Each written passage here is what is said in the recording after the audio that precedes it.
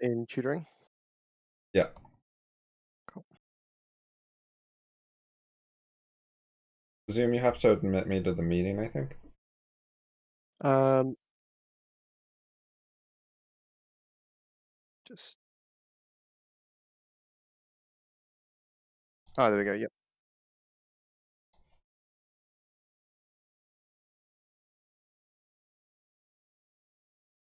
Is that working now?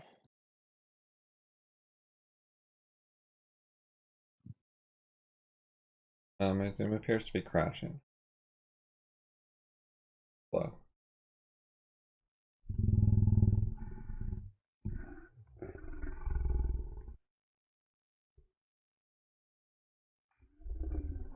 Discord audio broke. Leave the channel and rejoin.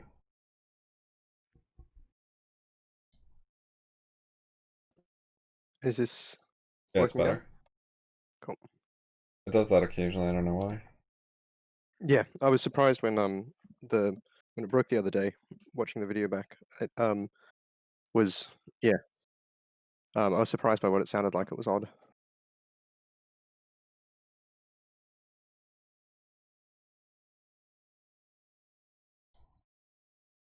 Okay, so here's a small thing I had. We can start with this. Imagine a typical paragraph. Each letter represents a sentence. So, can you guess what the parent of F is? Could you maybe assign probabilities to the other letters for what the chance are that they're the parent, or like draw bars under them for the size of the chance or something like that? I think the Uh, distribution is interesting. yep. Now, the parent being sort of the point of the paragraph, and then going down from there. Yeah, like if you're making a tree of the paragraph and you were organizing all the nodes into parent-child relationships, Yep. what parent would Um, F end up with? Probably. um, so I might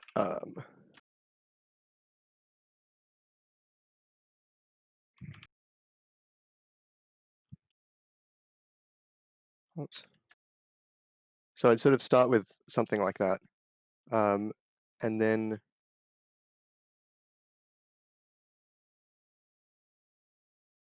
oops. Like that's sort of where what I'd imagine sort of to start with.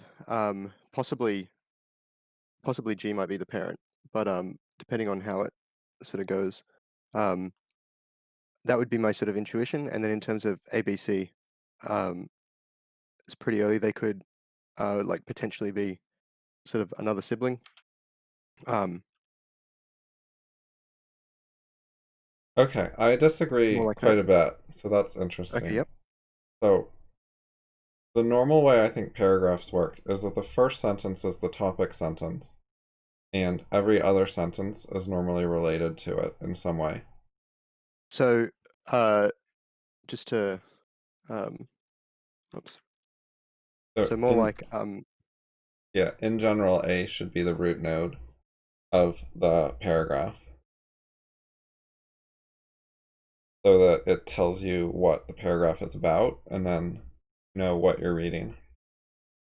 um, so H. I mean, now I'm just thinking back to like high school English essay writing, as in you've got sort of like topic, reason, uh, conclusion slash restatement of the topic, or tying that back together. So either something like that or like that. Um, Yeah, if the last sentence duplicates stuff, it would often, you could put it like a modifier on the topic sentence directly if it's like reiterating the main point and adding a little bit. as in, and that's why Hamlet was sad. Um, like the topic sentence being Hamlet was sad at this point, and then reasons, and then sort of a restatement. I imagine that, well, with longer paragraphs, I'd expect that more than with shorter paragraphs. Yeah, I think the vast majority of paragraphs do not have a conclusion sentence anyways, in practice. Yeah, okay. So either like we could have some supporting statements leading up to H, or we could have um, yeah, like things alongside. Um,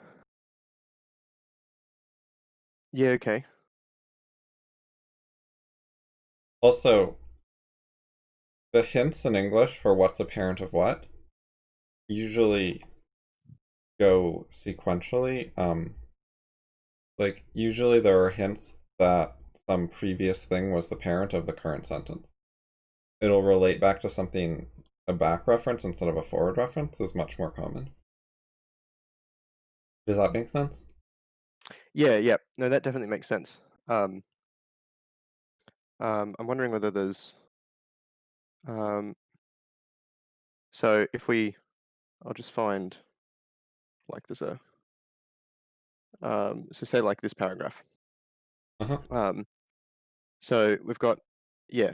So on second thought, that's pretty meh. We don't really care too much about that. That's like a comparison to previous things. But then we've got when a person faces an undesirable situation, they feel blocked. So this is the whoops, Looks like a topic sentence, yeah. whoops.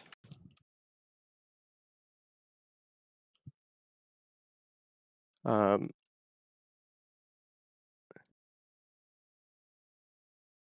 so Yeah, I'm reading the last sentence and it's not a restatement or summary. we've got we need a breakthrough of some kind. Um,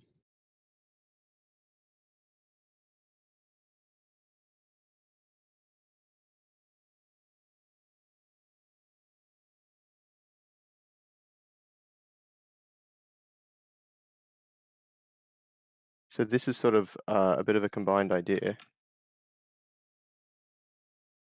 Yeah, the questions are Um, pretty related. um, so which really is saying when one reaches a breakthrough, that's when meaningful opportunities come. Um,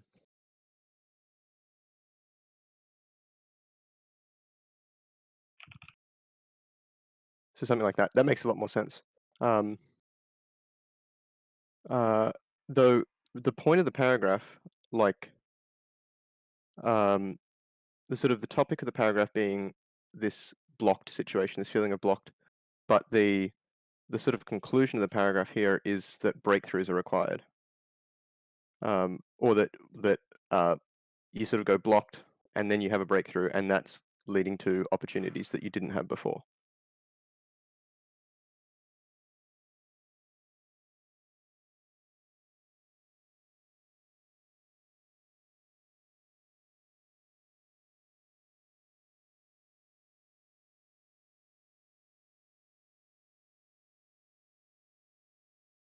So, like in many ways, it feels like this is sort of the conclusion of the paragraph, which is in the middle. That the most meaningful opportunities are the ones that open when a person realizes how to overcome a constraining situation.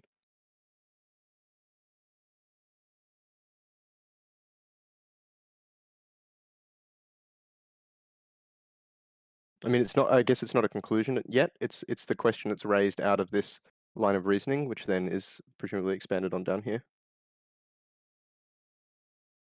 Yeah, so it partly depends on what you think each link between nodes represents. Um, People actually debate which way the arrows should go in a lot of diagrams. And they'll Yeah. agree on the diagram, and then some people want to draw the arrows the opposite direction of the other person. So I can see like dependency graphs come to mind in terms of you could have requires or depends on. Um, Yeah, it's yeah, two different arrow directions. I mean, same meaning essentially. yeah, Actually, requires and depends on, I think, going the same direction. But definitely that's been an example where I felt like that's the case. That it's you get ambiguous arrow directions. yeah. I find it more useful to generally map based on the topic and then connect to things that relate to it and add more information about the topic. Okay, yeah. Um, so closeness of related info is sort of like, and then as you go further, I mean, like I felt like this was an issue when we were analyzing the Zaz paragraph. That this was sort of a bit of an issue in that I wasn't clear on what sort of relationships I was trying to diagram. Um, and this Yeah, has somewhat that's been an issue with other, like either grammar or things like that as well. yeah, that's basically what I wanted to work on later, was doing some text analysis and putting in explicit links between nodes, like stating what the relationship is in words. Yep. You can either if you do that in a tree, you can just have every other node be a relationship, Yeah. Okay. or you can Um, also you can start doing it in prose while you're looking at the paragraph and say and just start writing down relationships between things in the paragraphs in text. There's also a way to look at it. so like is supported by or raises the question or Yeah, things like that. yeah, and finding things like if then or if X is the case, then Y must be the case, or this is a cause that causes this effect, are especially important types of relationships, or something logically implies something else. Yeah, I think that's I mean, I usually imagine trees with arrows. Uh, Actually, I don't think I've been consistent in the way that I've imagined it, with arrows going towards or away from the root. I definitely like have the tendency sometimes to uh like oops, do something like that where the arrow is in this case is almost always a like leads to or go to after this or like the thing being pointed to is the conclusion. That's definitely my more intuitive reading. Um, so I guess the mainly I'd sort of imagine arrows pointing back towards the root.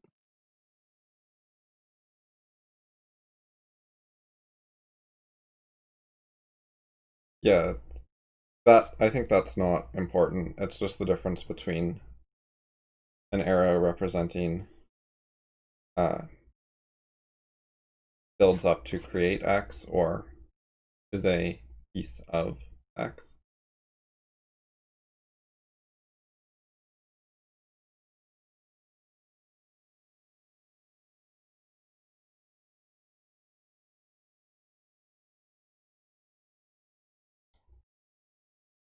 Okay, so back to the Yep. original question.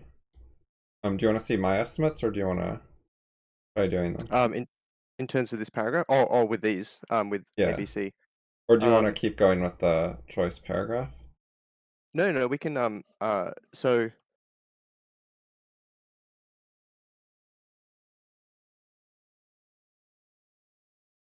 I mean, I'd imagine usually that there's with a paragraph with 8 sentences, um, we'd probably end up with something like, so if we've got our topic sentence, um, we might have like a standalone point and then um, maybe points like this.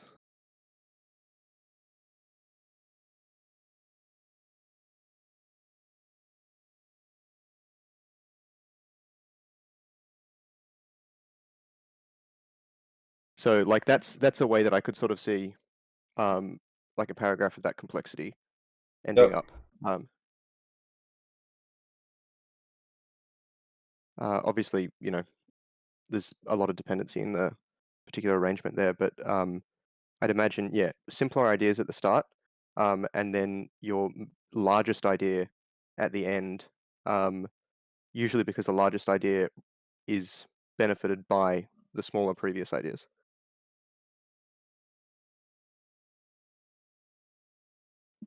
Your tree swaps order though. Is that on purpose? Like you have Yeah, C as a parent of D.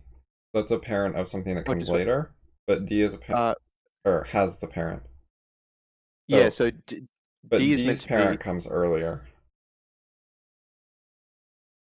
so you'd like have it more like that, as in, Yeah, it's um, not going in a consistent direction of like forward or backwards in the sentence ordering.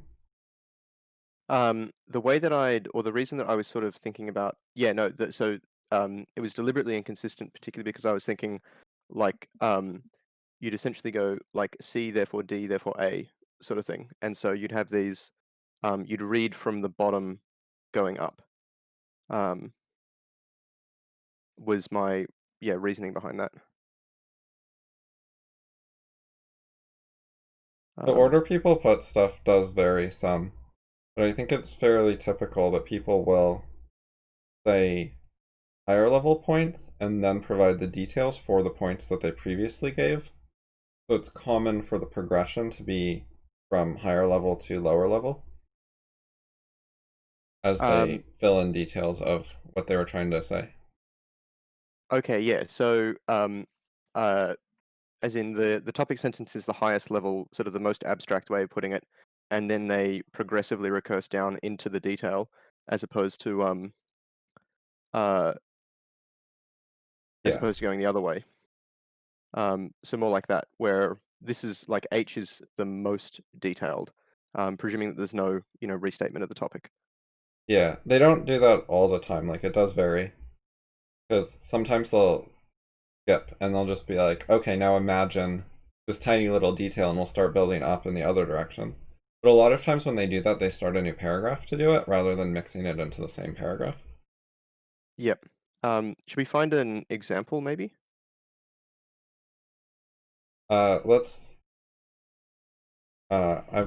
we can do some of my articles and try analyzing them, Yeah. but I'll just Um, show my heat oh, cool. graph Yep.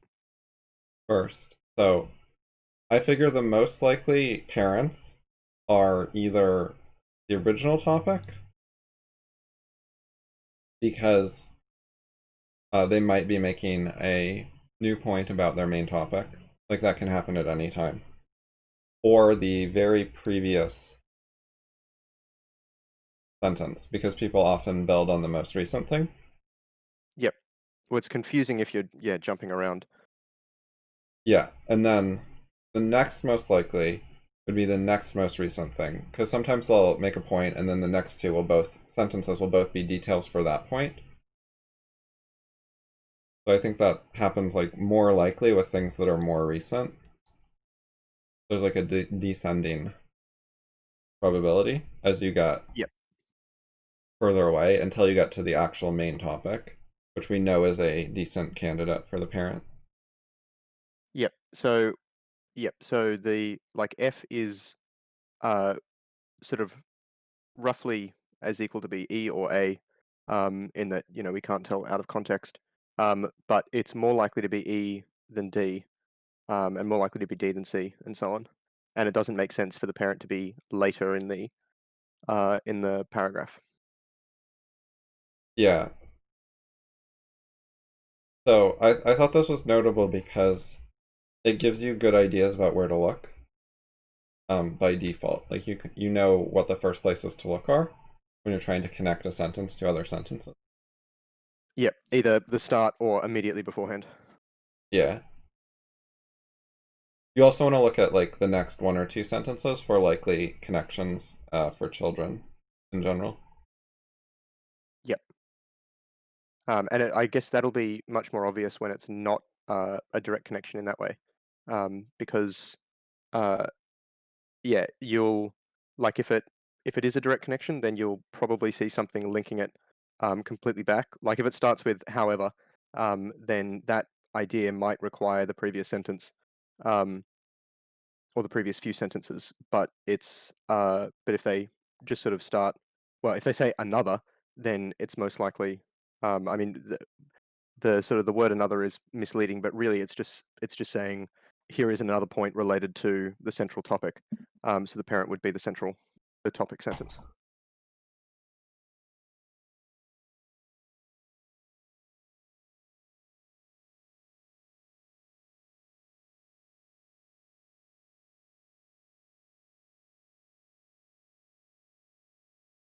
Okay. Um, is there a topic that's more interesting? I was thinking maybe line or impasse chains, but I think a lot of these would work. Or an Um, example text. uh, yeah, I'm happy with either. I guess lying is probably the one I've been thinking more about. Impasse chains said I had a little bit of context recently in some of the discussions on Curie.us, but this is yeah, um,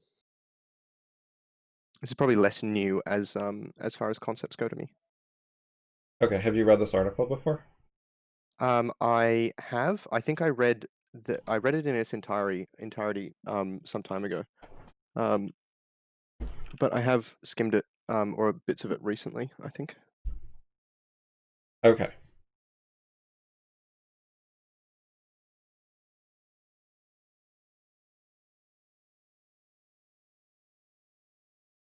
Yeah, I think when you were drafting it originally, I might have read it and offered some comments.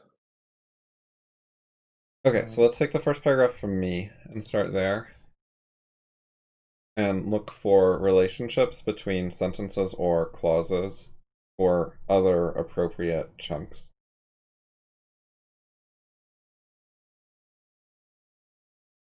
So, for example,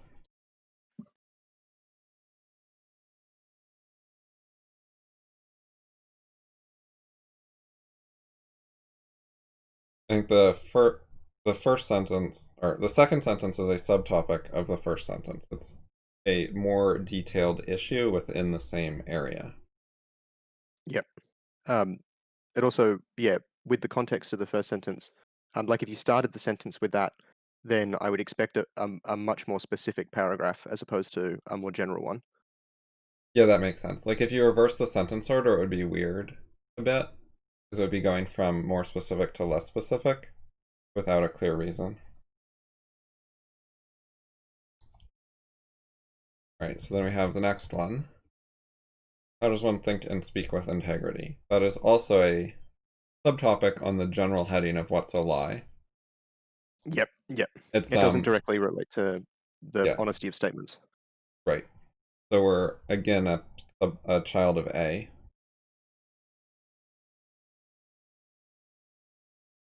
People commonly assume that lying is a simple topic and they understand it, but actually confusions are common. Would you split this? It depends on what level of detail you want to go into. I think it works okay as a node by itself, but if you want to analyze further, you can. Yeah, no, unless there was other stuff around it, I don't. It sort of doesn't make. It doesn't feel like it adds much to split it. Um, if the paragraph went more into detail, it might, depending on what that detail was.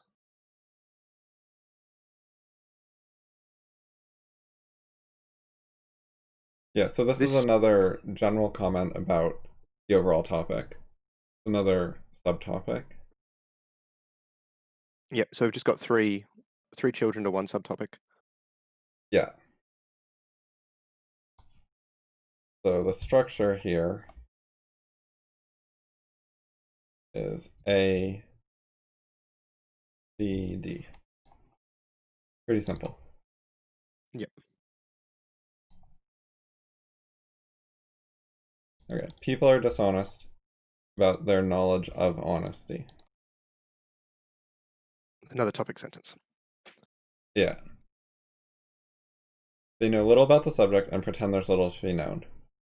That is a detail about how they do that. They aren't doing their best to seek and face the truth. That's again a detail, so it's in the structure is like this, I think. You just have a main topic and two subpoints. Yep. If I did have to break it down more, I would say like pretend there's little to be known would be a child of they know little about the subject. Um,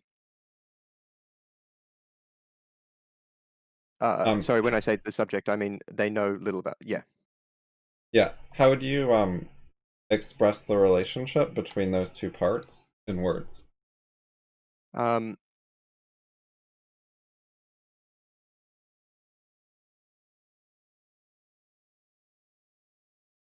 so I mean, if I was so maybe to start with, just describing the person like they pretend there's little to be known in order not to uh, sort of thinking like psychological defenses type thing, but that might just be having read the choice or that sort of thing in the choice recently. Um, so there's not really,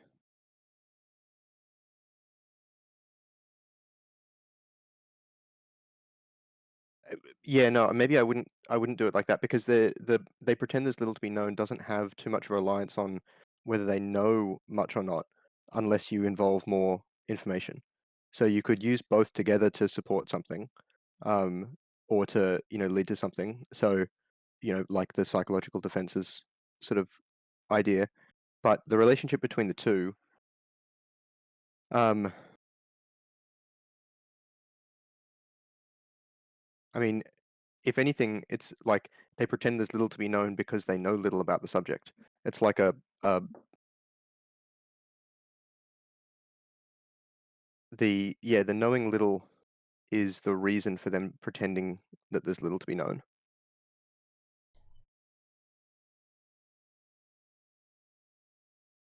Yeah, so pretending there's little to be known provides an excuse. It says that the amount they know is near the maximum possible. Hmm. Therefore, there's no reason to try and learn more or to, Right, they're saying they've yeah, already learned most of it because, yeah, the max is 5 and they're at 4, so that's pretty good. yeah, Um, so this provides an example of the prior sentence. So these two things together form a point. They work together to make an argument, or make a claim at least. yeah. Though that claim is not necessarily specifically included in that paragraph. I mean, I guess it depends what we read it as, but um, It's yeah, not the fully idea, spelled out. yeah,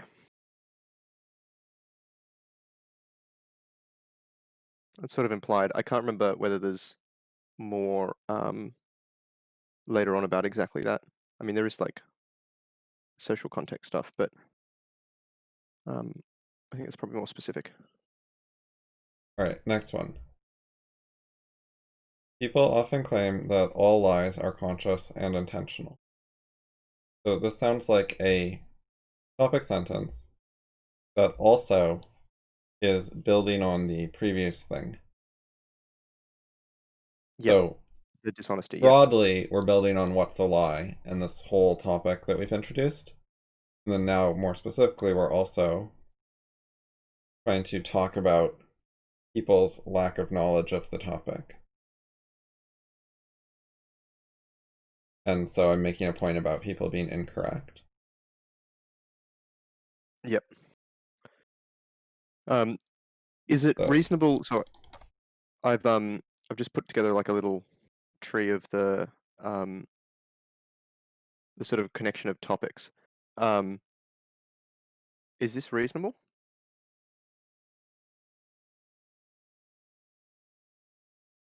yeah, that's fine. It's helping show the structure so far as we understand it so far. Yep, cool. And in general, if for good writing, if you read only the topic sentences, it should give you somewhat of an outline and be somewhat understandable. That's Yep. actually an So editing technique I use, is to go through and read them and see how much sense it makes. sort of like if you're familiar with or if you could intuit the sort of explanation behind each one, then just having the first lines should in essence give you most of the information in the article, um, provided that you had all of that knowledge. Yeah, if you're already familiar with the details, then it gives you an outline, which means that the article is organized so you don't have a bunch of higher level stuff in paragraph bodies with a bunch of lower level stuff at the starts of paragraphs. Yep. And it means that your paragraphs are divided into reasonable chunks. If if you have like a bunch of paragraphs on some particular thing, and then like not enough paragraphs on some other area, then your outline is going to come out wrong. Yep, yep. Or if you switch topics mid-paragraph a lot, you're gonna get a bad outline by looking at the topic sentences because they won't represent what's in their Actually, in the paragraphs. paragraph, yep. If you have a lot of paragraph length variance, it can cause issues too, because the outline will not represent where all the sentences are very proportionally. It'll end up like losing detail in some areas, sort of thing. Yeah, you could have like a topic where all the paragraphs are like 12 sentences, then a different topic where you wrote very choppy and all these like 2 sentence paragraphs, and then it would overemphasize the one that had shorter paragraphs because of the inconsistent writing style, which is not like a huge decisive flaw, but it's somewhat of a flaw, like it can be a problem. Yep. Okay, so let's look for relationships in this paragraph. Okay, so um,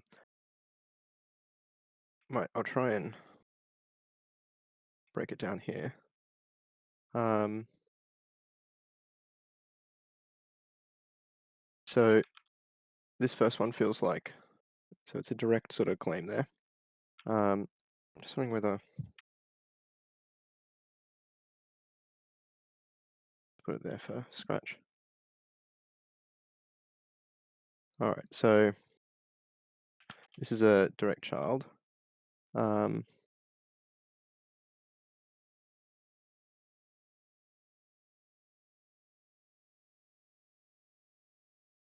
oh, oh gosh, I'm not sure what I've done there.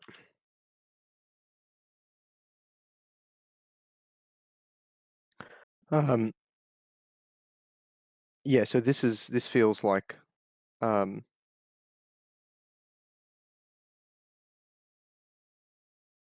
yeah, so like uh, you could sort of,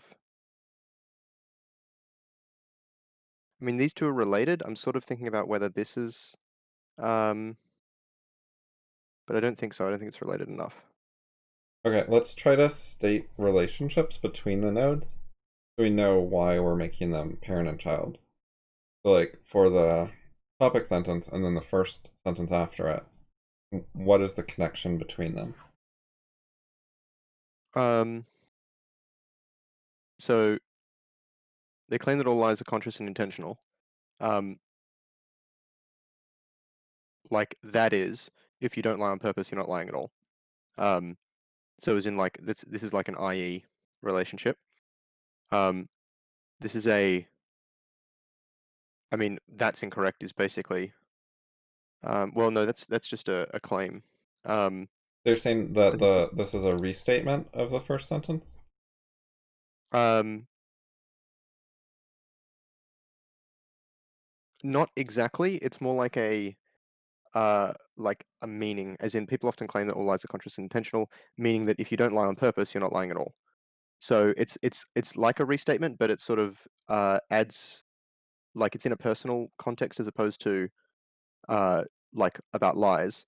So like this is the focus of this is the action of the person, whereas this is like an meant to be an objective statement about lies and whether they can be other things.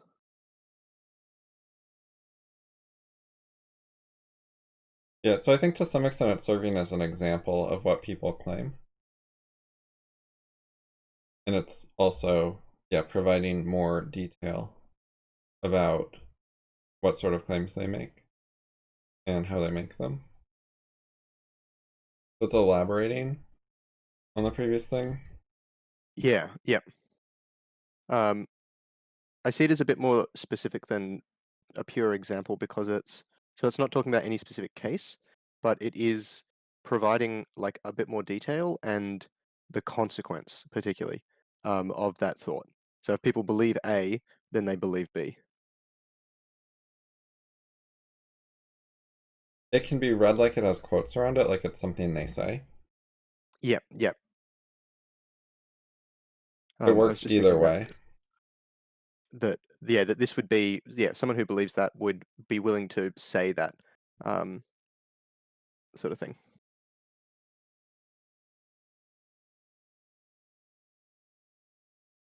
IE means restatement specifically, I think. Uh, yeah, I've always taken it to essentially mean um, like either like a direct way of saying things, but perhaps less general, but very different from an example, um, where yeah, like an example is like specific and in like includes the idea of having lots of different, you could put lots of other things in there. Whereas in this case, this is very specific to like what we're talking about. And so you couldn't while you might be able to provide more consequences of this, this is not like it's not arbitrary in any way. Uh, this follow up, I think it'll but I'm work not. better in general to use complete sentences for relationships, especially early on, instead of like high level concepts. Like IE has a lot of meaning packed into it, and unpacking the thoughts more consciously is going to help. So is this like if people believe this, they would claim, is that the sort of like relationship we're looking for here? Yeah, that works as a complete sentence. Like it's clearer there what your thought is. Yep. I'm just gonna fix this.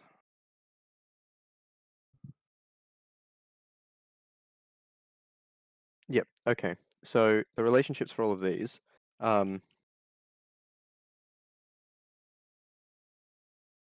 I mean, I sort of just want to put however there. It's not a complete sentence, but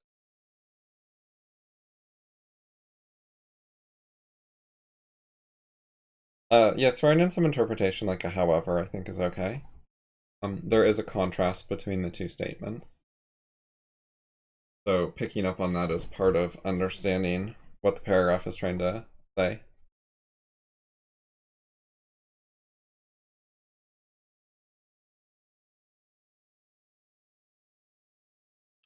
The and then relationship is this not is it's not just however, it's also like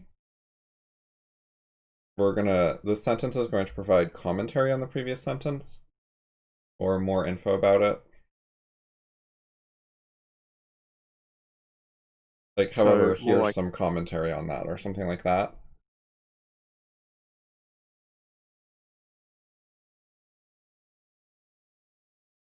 so sort of like let's take the previous sentence and look at it critically.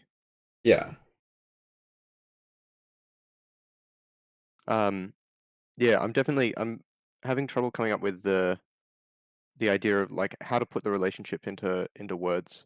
A lot of it feels like I don't know, overly verbose maybe, or Yeah. I think verbose is a good thing to be able to do.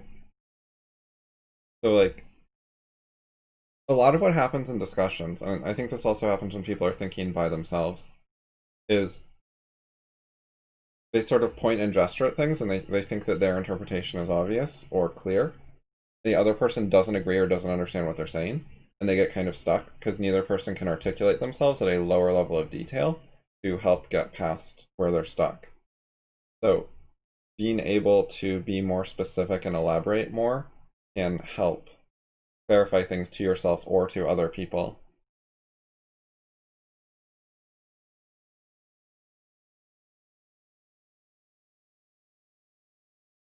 um, yeah, I sort of feel like I mean this is a particularly good if one is dishonest.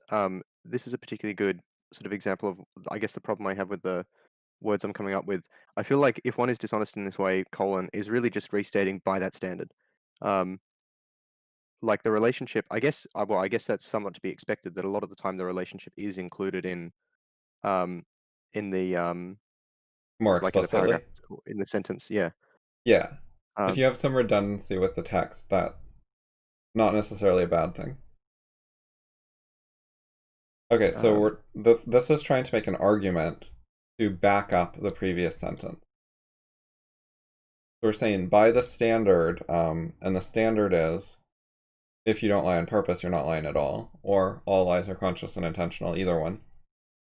By the standard that we're discussing, what is the consequence? And the consequence so is it's almost impossible to lie to yourself. So it's trying to attack the claim and back up my claim that it's incorrect by saying it leads to a dumb consequence. Yeah. Um, so yeah, sort of like going like yeah. I mean these two, if we look at um, like these two as a unit, um, then it's a contradiction, or sort of like a proof by contradiction. It's not really that, but it sort of points out the absurdity of the original statement. That if you don't lie on purpose, you're not lying at all. But yeah, but ultimately Yeah. that leads us to the contradiction of um, being impossible to lie to yourself, which we know is possible. Therefore, it's silly. Yeah, not everyone knows that, but the article immediately proceeds to show that that is a mainstream idea, that that's possible with a bunch of headlines. Yeah, yeah, it's yeah. I mean, the 'Cause idea of some yeah, readers are going to doubt that, so but we're trying to introduce this way of looking at it, that that is possible. and I guess that's the how do I get rid of Notepad plus plus? Um, I'm not sure which. There we go. F12. Um, yeah. So then we've got as in one of the objections. So okay. So one of the objections to sort of the thing here would be um uh well, it's not really an objection, as in yet lying to yourself is a well-known concept most people accept. Um, so or that is a stronger contradiction with the previous, as in since this is um thing, this directly contradicts this. Um, and people don't resolve that contradiction. Well, Yeah, there we go. Yeah, contradicting. so this is starting to give an overview of the field, and this builds on previous claims like people know little about the subject, and they're not doing their best to seek and face the truth.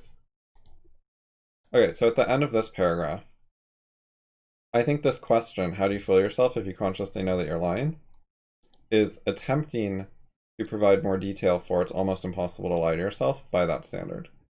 It's trying to give people a way to think about that and see why it's correct. I think that's the point of it, is to back that claim up. So it's I mean, actually, so one of the things when I had it up here, um, it actually like my attempt to write the relationship, like if we just read this right-hand branch, people often claim that all lies are conscious and intentional. That's not good, and we should ask, how do you fool yourself into consciously know that you're lying? That like is obviously missing information there, in that uh like people claim that all lies are conscious and intentional, but now we're talking about something else, about fooling yourself, um, and that directly relates to the lie to yourself here. And so the hint here, like fool yourself, is essentially it must be a follow-on from this. Yeah, okay, and then there's also one more thing. So the first two sentences are like the bad view, and then the other three are arguing with it. We have two groups, basically, like group Yeah. one and then group two. And so the question is, what should be the parent of group two? And both nodes make reasonable sense. Both nodes that could be the parent talk about the standard that we're going to refer to. They're both things that we're saying is incorrect.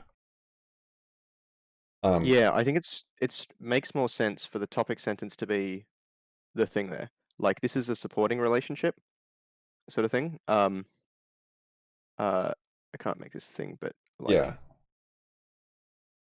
that's what I was gonna say is when it can go either way, it's generally better to attack the higher level leading node rather than a detail. Because this, if it applies to, if we attack the parent, we're attacking the details by extension to some extent. Whereas when we attack a yes, yeah. detail, we're sort of saying we're only attacking the parent indirectly by undermining one of its details. So yeah, which in some cases might be fine because obviously if we can say, for example, like this core element of a theory is easy to vary, so I'm not going to consider the whole theory, that might be fine. But in this case, this is more specific um, than this, in that, uh, well.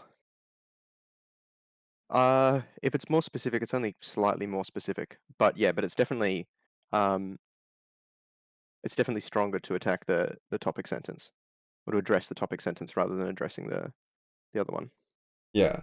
So in general, if you want to talk about a group, then you should lead to the link to the head of the group, um, the root node of that subtree that you're commenting on. Yep. There's a um there's a feature in this that I'm just trying to find, which is to show. I think this is it. Yeah. Oops.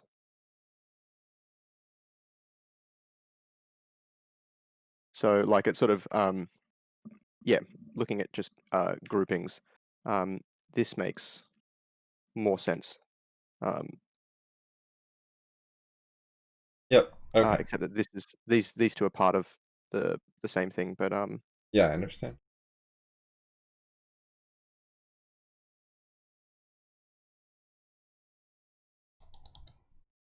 Okay, the next part is not very prose based, so I think we might just want to skip it. yep. It's reasonably simple as well. So we've got a new section next, which Yeah. so we've sort of, I guess, with something like a section, we sort of presume that it's not going to be directly related to, or sorry, obviously directly related via the article topic, but it's not going to directly refer to the previous paragraph, or might if it's referring to the previous thing, it'd be like the previous um, section, particularly is what I'd expect at the beginning of this. Yes, it is good if the sections have some level of encapsulation, kind of like if they deal with each other through APIs instead of through the specifics. So you could like edit the internal details of the paragraphs in the first section, and then the second section would hopefully not need changes, the same way you do it with code bases. Yep, You know what I mean? that makes sense. Okay. Yeah, so I agree with that. So I'm reading the beginning, and I see there's a callback from here to the very first sentence of the body text. For answering this What is a question, what lie? is a lie? However, it's not a strong connection. Like you could rewrite the beginning of the essay and get rid of that question, and this sentence down here would still be okay. Like it functions by itself even if it wasn't a callback. But with the context of the entire article makes yeah, is more Yes. um So there's a link here to the previous section, but it's more of a bonus than something that's necessary for the article to work.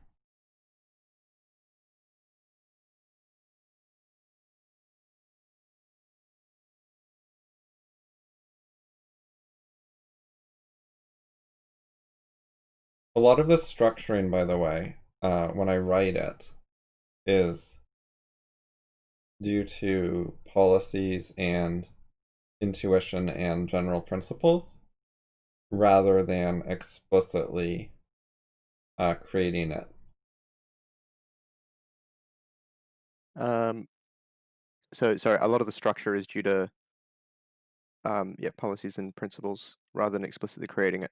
Um, as in, Yeah. you're not thinking about the structure. The structure is an emergent property from the principles you have about writing paragraphs and like individual sentences. That's what you mean? Yeah. A lot of this just comes out of my writing style that I've developed and tried to tune over time. A lot of it just happens automatically by habit rather than being something I have to edit in with like an explicit outline and planning out what each paragraph is going to be and how they fit together and so on. Yep, yep, that makes sense. So if I write something very quickly offhand with zero editing, you'll often see a lot of the same structure and stuff. So yeah, and that's stuff like topic sentence for each paragraph, um, the order of supporting things, um, yeah, and like those principles of laying out smaller units create the larger structure, which maybe wouldn't work for a longer article necessarily as well as after editing, but it's still passable, sort of thing.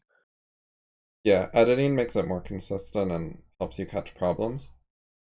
But the more you can do as good habits and on autopilot, the better. And then your attention can focus on things like the actual topic of lying. I think some people don't approach it that way, and they expect editing to always be a crucial part of the process and to always be editing the same things. Like they think for issues X, Y, and Z, you fix those in editing, you don't worry about them while writing. They're always making those mistakes while they write and fixing them in editing for their whole career. Yeah.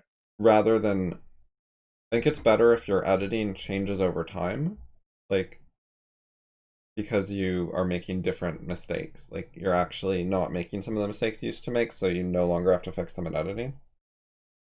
And your editing can work on some more subtle issues or something. Yep. So in terms of how to practice that, just thinking about, um, I mean, one of the things that has like immediately comes to mind, just thinking about the the relationship between like overreaching, avoiding overreaching, practice, mastery, things like that, essentially lowering error rates. Um, Anytime I think of yeah something being on autopilot, I immediately think of now, like what is it that you've got to do to practice that thing so that it becomes autopilot. Um, Yeah. Editing is one of the things you can do to practice.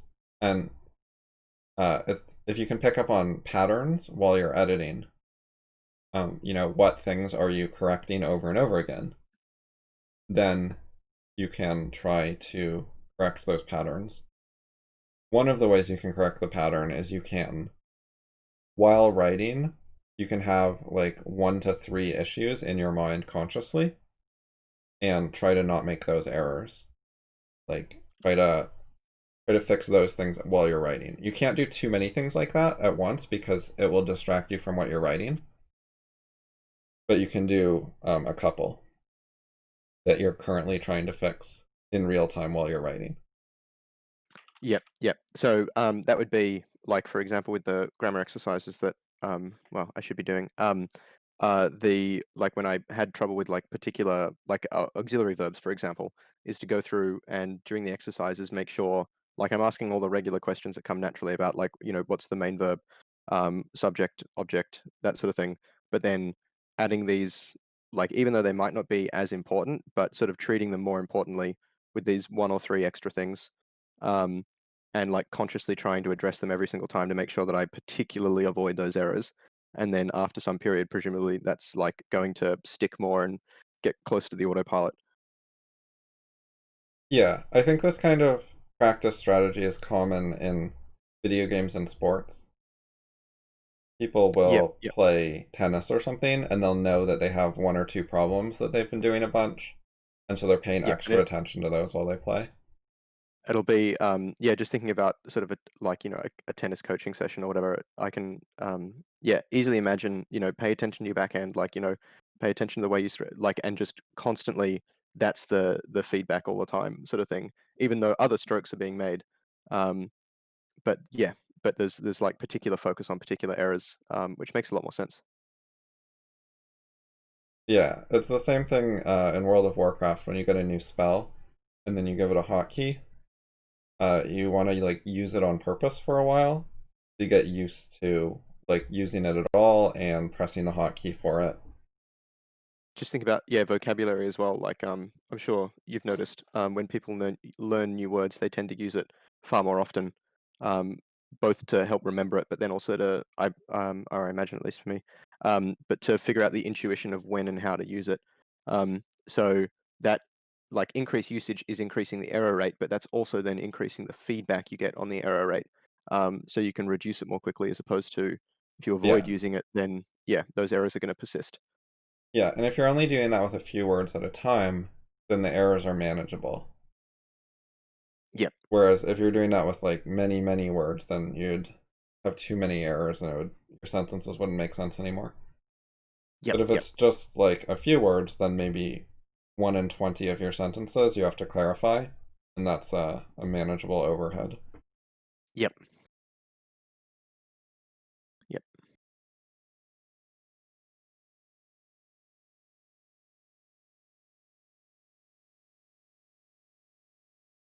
Okay, so we've got topic sentence. A lie is a communication which you should know is false. And then we have, if you hold something behind your back and tell someone it's an apple when that's an orange, when it's an orange, you're lying. Yep. So what is the relationship between those two? So that's just example. It's also a non-controversial example. Um, like everyone will intuitively agree with that if they, have the definition of lying. Um, but the next sentence Yeah, is the more not interesting as one. obvious. Yeah, and so this is it's I'd say it's a sibling of the first of the previous sentence as I put in my little tree. Um, but this is like um,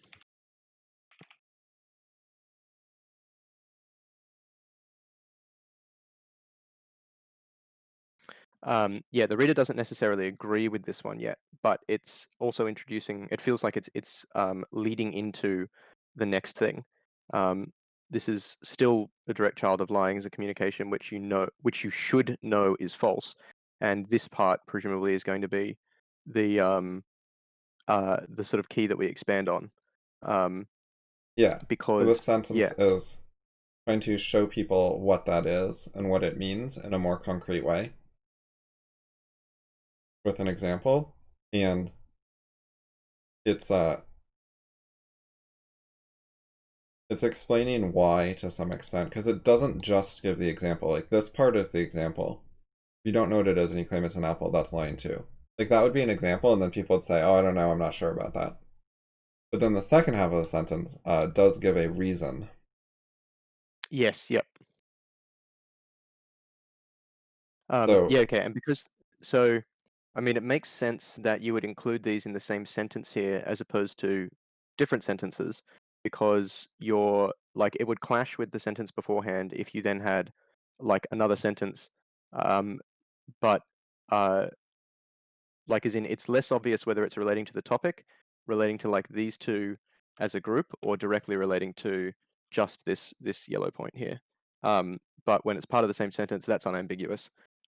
It's directly supporting the latter half of the topic sentence as well. yeah, there's other things you can do to connect them more strongly. Like if this was a separate sentence, you could start it with "that is because" or something like that, Yep. is a way to try to clearly indicate that you're leading on from the previous thing. Um, So this one is probably worth its own node in general because it is somewhat of a different point.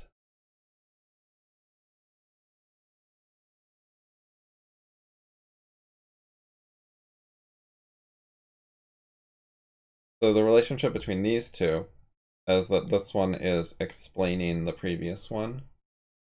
So it's giving more detail about how it works.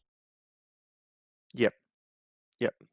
Um, you could another way you could look at it is this like after the M dash, you could cut that out, and the thing would still make sense. Like the graph would still make sense. The paragraph wouldn't be as strong, Yeah, but yeah, but it's obvious that like the main or the first half of that sentence does not require the second half, yeah, grammatically at least. Sorry, yeah. yeah. I try to include a lot of reasons for things, even if very briefly, early on, so people aren't getting too many claims without some hints and indications that one, there are arguments, and two, what they are. I don't want to leave them hanging for too long with like a bunch of claims that they have no idea why that would make sense. Yeah, even if you address them later, it's sort of yeah, it's well, it would be a reason to for the person not to read it in the sense that this person's just making a whole bunch of claims. Like I don't believe that there's actually any substance behind this. Why should I keep reading? Whereas if you drop these little things in, particularly during these introductory paragraphs, it makes a lot more sense of like, okay, I see that this is going somewhere, and that there is actually some good, concise reasons behind this, even if I don't necessarily agree with them 100% yet. Yeah, I want people to. I partly want to guide what they're thinking about so that they're not making up dumb reasons that might be my reason. I'm helping keep them more on the right track of the actual sorts of reasoning I'm going to give. So, um, one of the things just thinking about here as well, so falsely is emphasized, indicating that it has this link back to should know is false. Um, Yeah, uh, the the noun here, like this is a uh, so yeah, it's an adverb, I think. So of falsely. course, because ly. Yeah, falsely imply. So just thinking about when we were talking the other week about um, using parts of like keeping main points in things like the main noun, verb, etc., and the modifiers for less important things. Is this a like an example of not that? In that like the implication is the doing. Um, Yeah, uh, so the fact that they're implying something is a main point. So it's pretty reasonable, I think. okay. I mean, I definitely think the emphasis really helps to like obviously create Yeah. the meaning there.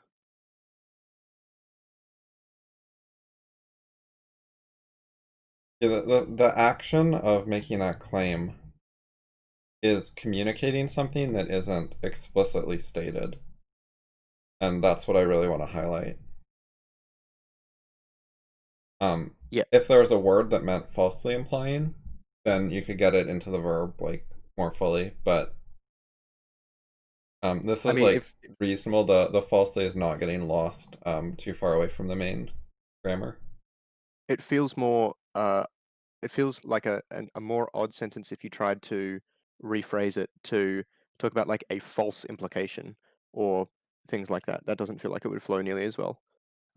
Whereas Yeah, this is, and being in the second person here is obviously like, um, uh, you know, um, or yeah, related to a lot of the sort of topics here about lying to yourself. Um, so it sort of works here pretty well. yeah. If you said a false implication, you're setting up the verb to be is or something like that, like a linking verb, Yep. because it's the Um, subject and it's not the implication isn't going to do some interesting action. Um, Whereas in this case, you are doing the action as well. So it's um, which is actually possibly like a bigger part of the meaning of the sentence in that like the intent of the person doing the action is emphasized here because of the way it's put. And talking about a false implication would change the subject to be away from a person and be towards like an implication or a statement. yeah, the two things in boxes are more peripheral grammatically. They are like these whole extra groups of words that provide a modifier. So it would be easier for words to get lost in here. They should be like smaller details. Whereas the falsely is in a more major role because it's just a single word directly applying to the verb rather than being part of like a prepositional phrase with a bunch of words in it or something. Yep. This layout here is yeah, it's nice and cleanly chunked up into the various parts of the sentence. Yeah. Okay, so we're out of time.